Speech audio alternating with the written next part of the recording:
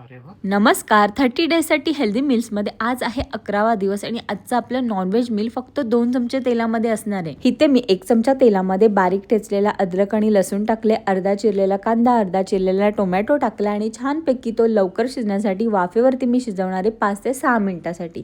त्यानंतर त्याच्यामध्ये अगदी बेसिक मसाले टाकलेत, हळद, लाल तिखट आणि गरम मसाला. पुन्हा ते वाफेवरती 2 मिनिटं शिजवणार आहे आणि मी 1 चमचा तेल टाकून चिकनचं सूप केलं होतं. त्यातलंच थोडंसं सूप मी ह्या ग्रेव्हीमध्ये टाकले आणि स्मॅश करून घेतले. सूप मधलं बॉईल चिकन मी त्याच्यामध्ये टाकलं, चवीपुरतं मीठ टाकलं, 5 ते 7 मिनिटासाठी पुन्हा वाफेवरती मी ते शिजवून घेतलेलं आहे.